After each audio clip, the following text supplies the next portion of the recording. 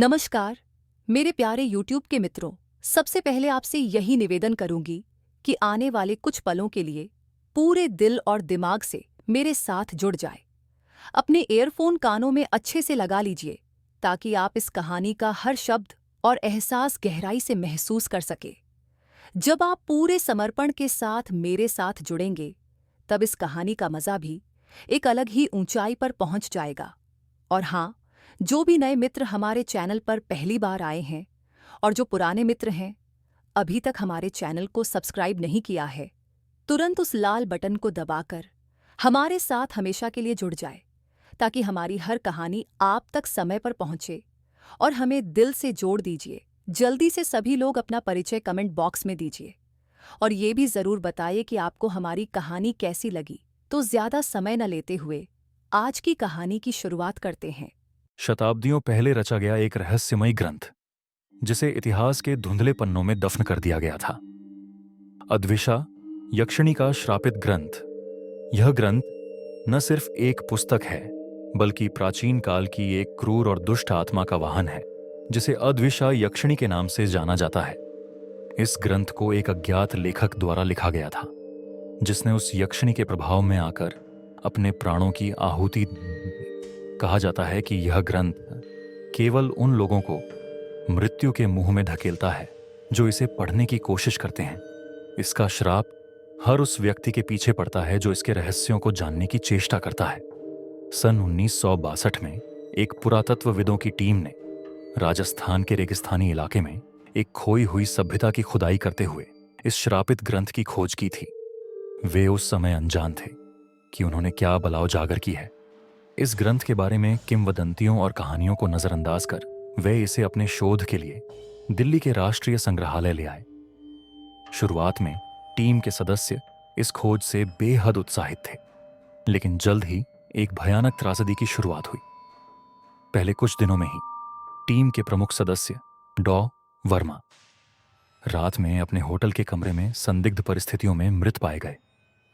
उनकी आंखें खुली थीं, मानो कुछ भयानक दृश्य देखने के बाद उनकी जान निकल गई हो। उनके शरीर पर कोई चोट के निशान नहीं थे, पर कमरे में नकारात्मक ऊर्जा का अनुभव होता था। इसके बाद एक एक कर पूरी टीम पर इस श्रापित ग्रंथ का प्रभाव पड़ने लगा। हर सदस्य की मौत अलग अलग ढंग से हुई। कोई दुर्घटना का शिकार हुआ तो कोई पागलपन के कगार पर पहुंच गया। यह हत्याओं की श्रृंखला तभी थमी जब अंतिम बचे। पुरातत्वविद ने ग्रंथ को एक सुरक्षित बॉक्स में बंद कर दिया और उसे संग्रहालय के सबसे गहरे तहखाने में छुपा दिया। इस घटना के बाद से किसी ने उस ग्रंथ के बारे में कुछ नहीं सुना, लेकिन कहा जाता है कि जो भी उस ग्रंथ को छूता है वह कभी भी अपने सामान्य जीवन में वापस नहीं लौटता। आज भी अद्विशा यक्षिणी का श्रापित ग्रंथ एक ऐसा रहस्य बना हुआ है जिसे सुलझाने की कोशिश कई लोगों की जान ले चुकी है। डॉक्टर अरविंद एक वर्तमान समय के प्रख्यात विद्वान और पुरातत्व विद्व प्राचीन भारतीय ग्रंथों और रहस्यमय सभ्यताओं का अध्ययन करते करते कई अद्भुत खोजों का हिस्सा बन चुके थे, लेकिन उनका असली जुनून था उस ग्रंथ की खोज जिसे इतिहासकार और विद्वान केवल किंवदंतियों में सुनते आए थे। अद्विशा यक्षिणी का श्रापित ग्रंथ, यह नाम उन्हें सबसे पहले एक पुराने पांडुलिपि में दिखाई दिया, जहां इस ग्रंथ का उल्लेख एक अद्वितीय और श्रापित पुस्तक के रूप में किया गया था। इसके बारे में जानकारी जुटाते जुटाते उन्होंने अनेक संदर्भों में इस ग्रंथ का नाम देखा और हर जगह इसे लेकर एक ही चेतावनी थी, यह पुस्तक मौत को बुलावा देती है। बावजूद इसके डॉ समीर ने इन चेतावनियों को नजरअंदाज कर दिया। उनके लिए यह सिर्फ एक रहस्य था जिसे सुलझाना बाकी था और उनका शोध कार्यों का उद्देश्य था इस प्राचीन इतिहास के रहस्य को उजागर करना। जब उन्होंने अपने साथियों और वरिष्ठ विद्वानों से इस ग्रंथ का जिक्र किया तो सभी ने उसे चेताया। कुछ ने उसे पागलपन कहा तो कुछ ने अंधविश्वास का नाम दिया, लेकिन समीर को कोई रोक नहीं सका। वे जितना इस ग्रंथ के बारे में पढ़ते गए उतनी ही गहरी उनकी जिज्ञासा होती गई। कई महीनों के शोध के बाद उन्हें राजस्थान के एक दूरदराज इलाके की एक लाइब्रेरी का पता चला, जहां यह ग्रंथ दशकों से छिपा हुआ था। उस लाइब्रेरी के बारे में कहा जाता था कि वहां वर्षों से कोई नहीं गया और उसे भुला दिया गया था। समीर बिना वक्त गंवाए तुरंत राजस्थान की यात्रा पर निकल पड़े। जैसे ही वे उस लाइब्रेरी में पहुंचे, उन्हें वहां का माहौल ही अजीब लगा। पुरानी दीवारें, धूल से भरे शेल्फ और एक सन्नाटा जो किसी अनजान भय की तरह उनकी हड्डियों में उतर गया। घंटों की खोजबीन के बाद आखिरकार उन्हें वह बॉक्स मिला जिसमें ग्रंथ को छुपाया गया था। उस बॉक्स पर अभी पुराने समय की सील लगी थी और जब उन्होंने उसे छुआ तो एक अजीब सी ठंडक उनके शरीर में फैल गई। उनके मन में एक पल के लिए भय की लहर दौड़ी, लेकिन उनके जुनून ने उन्हें आगे बढ़ने पर मजबूर कर दिया। समीर ने वह बॉक्स खोला और उसके भीतर धूल और समय से ढका हुआ अद्विशा यक्षिणी का श्रापित ग्रंथ रखा था। वह ग्रंथ साधारण कागज से नहीं बना था। उसकी पत्तियों पर एक अनोखा चमकदार रंग और रहस्यमय चयन अंकित थे। उसकी उपस्थिति ही भय और कुतूहल का मिश्रण उत्पन्न करती थी। समीर को लगा मानो उन्होंने एक खजाना पा लिया हो, लेकिन वे इस बात से अनजान थे कि उनके हाथों में वह श्रापित पुस्तक है जिसने पहले भी कई जिंदगियां उन निगल ली थीं। इस खोज ने न सिर्फ उनके करियर बल्कि उनकी जिंदगी को भी बदलने वाला था। शताब्दियों पहले जब राजाओं का शासन और शक्तिशाली साम्राज्य अपने चरम पर थे, एक सुंदर और रहस्यमय स्त्री का नाम पूरे राज्य में प्रसिद्ध था।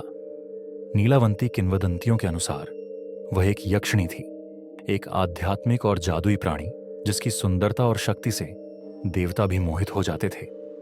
लेकिन नीलावंती की खूबसूरती के पीछे छिपी थी उसकी दुष्टता और प्रतिशोध की भावना थी। उसकी संतानहीन था। वह किसी भी उपाय से एक वारिस चाहता था जो उसकी सत्ता को आगे बढ़ा सके। जब नीलावंती ने यह सुना तो उसने एक योजना बनाई। नीलावंती ने राजा विक्रांत को अपनी अपार सुंदरता और आकर्षण से मोहित कर लिया। वह एक दिन नीलावंती ने राजा को वचन दिया कि यदि वह उसे अपना बनाएगा तो उसे वह पुत्र रत्न की प्राप्ति कराएगी। राजा ने बिना सोचे समझे उसका प्रस्ताव स्वीकार कर लिया और नीलावंती महल की प्रमुख रानी बन गई। कुछ समय तक सब कुछ सही चलता रहा, लेकिन धीरे धीरे राजा को एहसास हुआ कि नीलावंती के वादे झूठे थे। उसने राजा से झूठ बोला था और उसके जादुई प्रभाव में आकर राजा ने अपने साम्राज्य और प्रजा को नजरअंदाज कर दिया था। एक दिन राजा को सच्चाई का पता चला कि नीलावंती कोई साधारण स्त्री नहीं बल्कि एक यक्षिणी थी जो उसे अपने जादू में फंसाकर उसका सर्वनाश करना चाहती थी। राजा आदित्य सेन ने धोखा महसूस करते हुए नीलावंती को महल से बाहर निकालने का आदेश दिया, परंतु नीलावंती को ठुकराना कोई साधारण बात नहीं थी। उसकी आत्मा में क्रोध का ज्वालामुखी फूट पड़ा। उसने राजा को श्राप दिया, तुमने मेरी श्रापति और प्रेम को ठुकराया है। अब तुम्हारे वंशज इस धरती पर कभी सुखी नहीं रहेंगे। मैं अपने प्राचीन मंत्रों से तुम्हारे वंश और राज्य को श्रापित करती हूं। जिस ग्रंथ में मेरी आत्मा बंधी रहेगी वह तबाही मचाएगा। नीलावंती ने अपनी आत्मा को एक रहस्यमयी पांडुलिपि में बांध लिया, जिसे बाद में नीलावंती यक्षिणी का श्रापित ग्रंथ कहा गया। इस श्रापित ग्रंथ में नीलावंती की आत्मा जीवित रही और जो भी इसे पढ़ता या खोलता उसके जीवन में भयानक और भयंकर घटनाएं घटने लगती। इस ग्रंथ की शक्ति राजा विक्रांत के वंशजों को खत्म करने तक सीमित नहीं रही, बल्कि यह श्राप सदियों तक लोगों की जानें लेता रहा। जो भी इस पुस्तक के पन्नों को पलटता उसके जीवन में अजीब और भयानक घटनाओं की शुरुआत हो जाती। नीलावंती की आत्मा उस व्यक्ति पर हावी हो जाती, उसे पागलपन, भ्रम और अंततः मौत के मुंहों में धकेल देती। इतिहास गवाह था कि नीलावंती के श्राप से कोई बच नहीं सका। इस तरह नीलावंती यक्षिणी की कहानी सदियों तक डर और रहस्य के रूप में जीवित रही। उसका श्रापित ग्रंथ कभी खो जाता, कभी फिर से खोज लिया जाता और हर बार उसने एक नई कहानी के साथ मौत का खेल खेला। जब डॉक्टर समीर ने नीलावंती यक्षिणी का श्रापित ग्रंथ के पहले कुछ पन्ने पढ़े तो उनके भीतर एक अजीब सा बदलाव महसूस हुआ। उन पन्नों पर लिखी भाषा प्राचीन और जटिल थी, लेकिन ऐसा प्रतीत हो रहा था कि शब्द उनके मन में सीधे उतर रहे थे। जैसे ही उन्होंने ग्रंथ की पहली कुछ पंक्तियां पढ़ी, एक ठंडी हवा का झोंका उनके चारों ओर से गुजरा। उन्होंने इसे अपनी कल्पना समझा और पढ़ना जारी रखा, लेकिन उन्हें एहसास नहीं था कि उन्होंने एक ऐसे श्राप को जगाया है जो सदियों से 100 पढ़ने के कुछ घंटों बाद से ही समीर के जीवन में असामान्य घटनाएं शुरू हो गईं। सबसे पहले उन्हें अंधेरे में अजीब साए दिखाई देने लगे। ये साई कभी कोने में, कभी कमरे के दरवाजे पर, तो कभी उनकी आंखों के किनारे पर झलकते थे। ये आवाजें न केवल उन्हें डराती थीं, बल्कि किसी अज्ञात भाषा में कुछ कहती प्रतीत होती, मानो उन्हें चेतावनी दे रही हो या उन्हें अपनी गिरफ्त में ले रही हो। समीर के सपने अब और भी खतरनाक हो चुके थे। हर रात वे अद्विशा यक्षिणी को अपने सपनों में देखते, जो उन्हें गहरे अंधकार में घसीट ले जाती। उसकी जादुई आंखें, उसका दुष्ट हंसना और उसकी काली डरावनी छवि उन्हें भयभीत कर देती थी। वे वास्तविकता और भ्रम के बीच की रेखा खोने लगे। जैसे जैसे समय बीतता गया, डॉक्टर समीर का जुनून इस ग्रंथ को समझने में बढ़ता गया। वे अपने दोस्तों, सहकर्मियों और परिवार से दूरी बनाने लगे, क्योंकि उन्हें लगता था कि कोई उन्हें देख रहा है। अद्विशा यक्षिणी की दुष्ट आत्मा। उन्होंने महसूस किया कि वे हर पल उनके आसपास हैं, मानो उनकी हर हरकत पर निगरानी रख रही हों। इस बीच उनके आसपास के लोग भी अजीब परिस्थितियों में मरने लगे। सबसे पहले उनके एक करीबी मित्र डॉक्टर निखिल की मौत एक भयानक दुर्घटना में हो गई। वह एक दिन अपने ऑफिस से घर लौट रहे थे, जब उनकी कार अचानक बिना किसी कारण के नियंत्रण से बाहर हो गई और एक गहरे खाई में गिर गई। इसके कुछ ही दिनों बाद समीर की पत्नी निधि भी अपने घर के भीतर सीढ़ियों से गिरकर बुरी तरह घायल हो अस्पताल में उसकी हालत धीरे धीरे बिगड़ती चली गई और डॉक्टर उसकी मौत का कोई कारण नहीं खोज पाए। समीर के साथ काम करने वाले लोग और परिचित भी अजीब परिस्थितियों में दम तोड़ने लगे।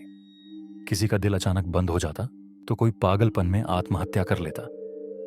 इन सभी मौतों में एक ही बात सामान्य थी। हर बार मौत से पहले वे सभी डॉक्टर अरविंद के साथ किसी न किसी तरह संपर्क में थे। समीर को धीरे धीरे यह एहसास होने लगा कि हर मौत का संबंध उस श्रापित ग्रंथ से है।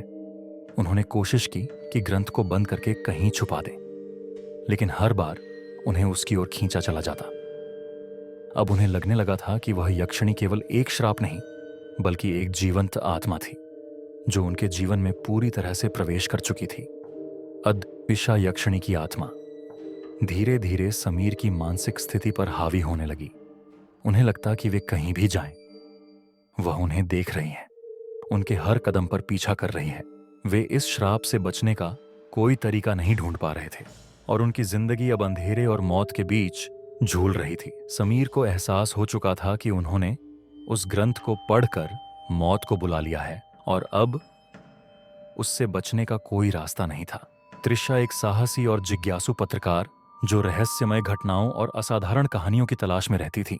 एक दिन डॉक इन मौतों में कुछ सामान्य था। हर एक किसी न किसी तरह से अद्विशा यक्षिणी के श्रापित ग्रंथ से जुड़ा हुआ था और त्रिशा ने तय किया कि वह इस रहस्य को उजागर करके रहेगी।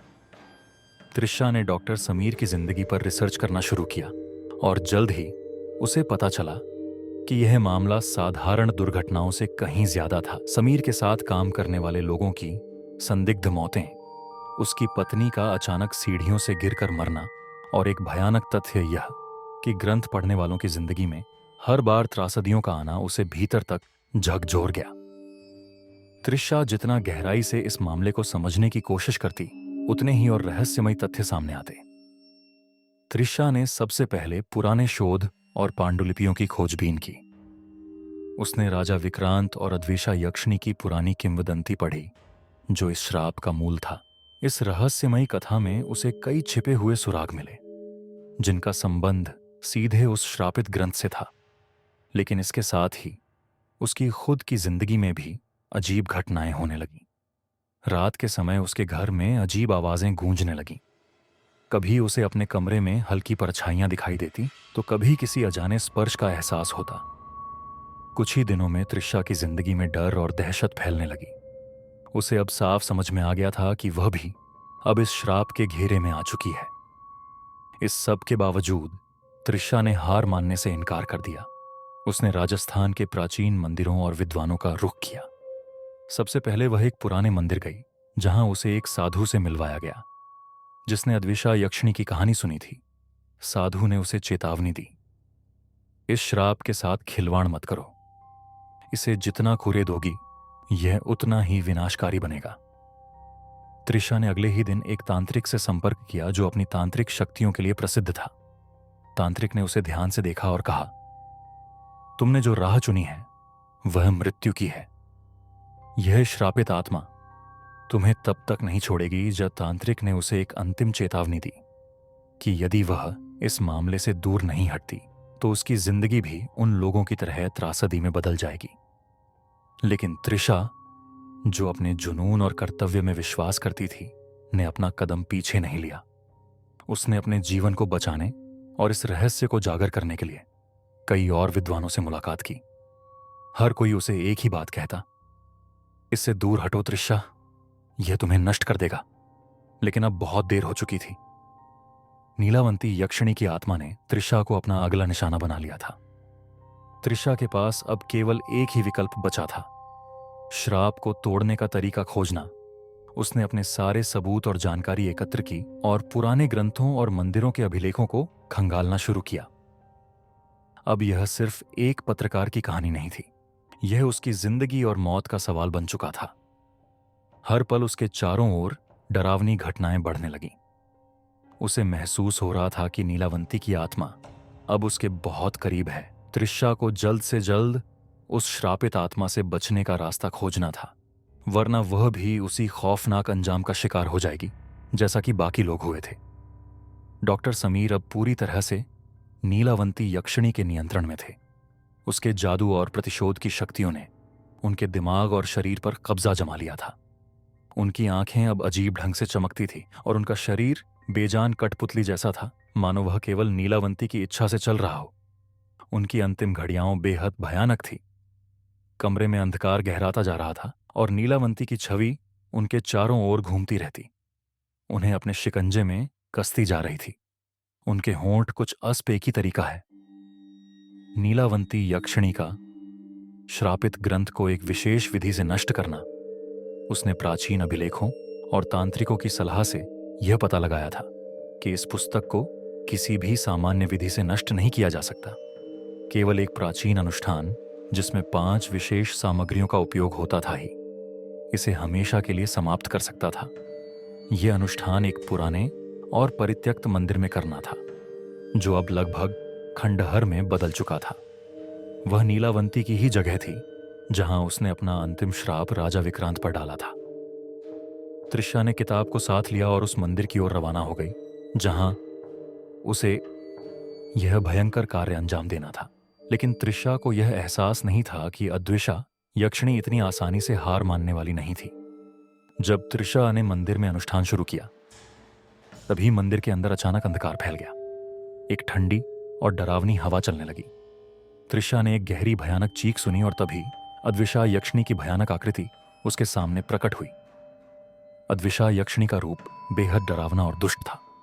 उसकी चमकती नीली आंखें, लंबे बिखरे बाल और उसका काला धुएं सा लहराता शरीर अब त्रिशा के सामने था। उसकी आवाज घंघोर गर्जना में बदल गई। तुम इस पुस्तक को नष्ट नहीं कर सकती। यह मेरा अभिशाप है और मैं इसे कभी समाप्त नहीं होने दूंगे। त्रिशा ने साहस जुटाकर अनुष्ठान जारी रखा। उसने तांत्रिकों द्वारा बताए गए मंत्रों का उच्चारण किया और हर सामग्री को सही क्रम में इस्तेमाल किया।